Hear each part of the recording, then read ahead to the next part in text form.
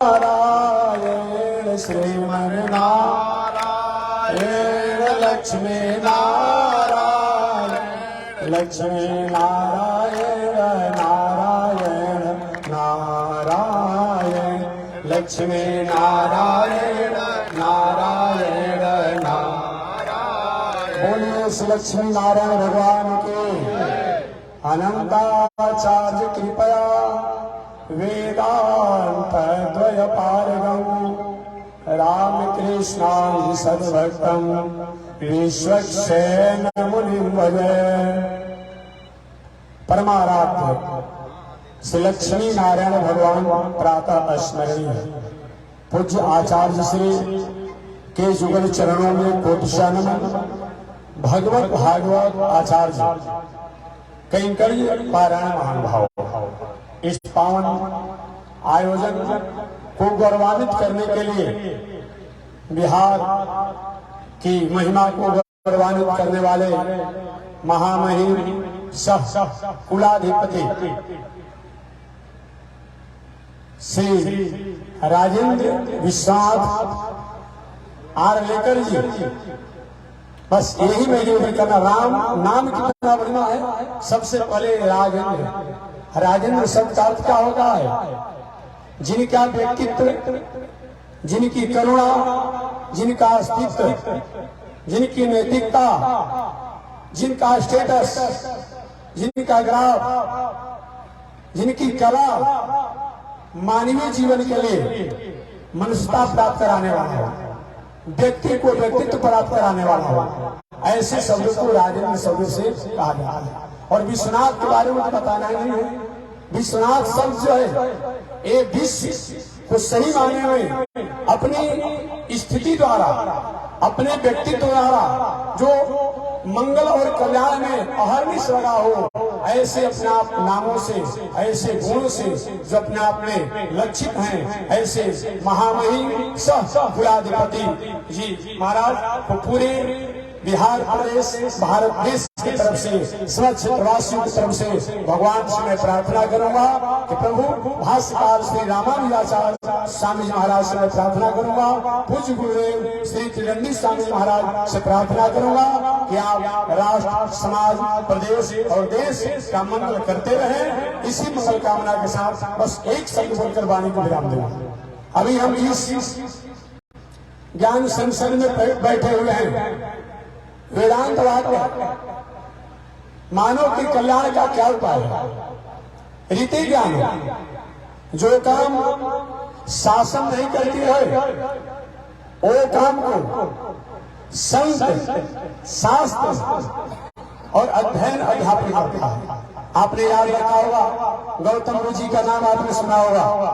गौतम बुद्ध जी के जमाने में वहाँ उस समय के जो शासक थे, उन शासक के समय में एक बहुत बड़ा अपने जीवन से भटके हुए थे, जिनका नाम आपने सुना होगा, अंगुलीमाल डाकू, जो नाम आपने पढ़े होंगे, सुने होंगे। समझिए, उस समय के शासक चाह करके भी उनकी जीवन की भटकाव को रोक नहीं पाए, लेकिन एक संत ने अपने ज्ञान द्वारा, अपने संस्कृति द्वारा, अपने संस्कार द्वारा, अपने सभ्यता द्वारा उन अंगुलीमाल को अहिंसा व्रत का पुजारी बना दिया।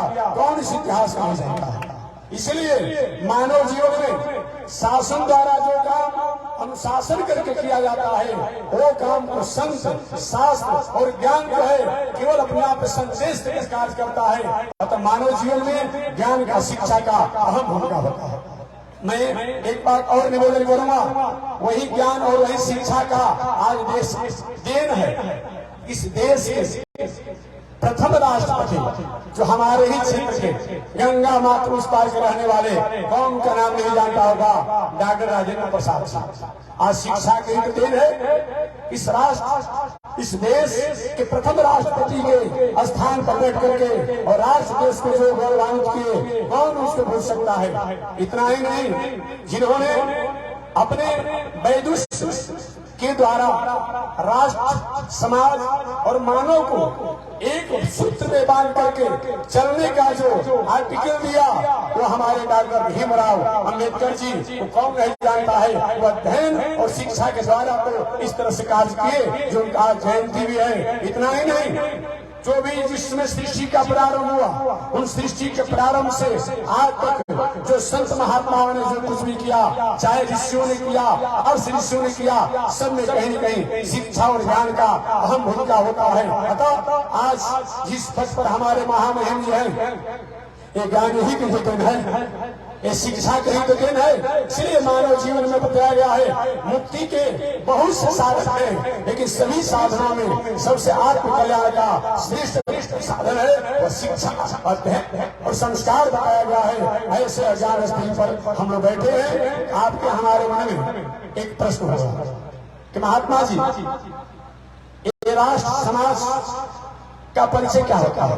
मैं निवेदन करना चाहूंगा, धर्म हमारे जीवन का वह एक आर्टिकल है, वह एक लॉ है, वह एक कंडीशन है, वह एक स्टेटस है, वह एक डिक्शनरी है, वह एक जीवन जीने की कला है, जिसके द्वारा हम कहीं भटक चुके हैं, भटक रहे हैं, भटकने वाले हैं। जिसको जान करके, जिसको मान करके, जिनको सुन करके, जिनको समझ करके, जिनको स्वीकार करके हमारे जीवन का भटकाव हमेशा हमेशा के लिए दूर हो जाए, उसी का नाम धर्म है।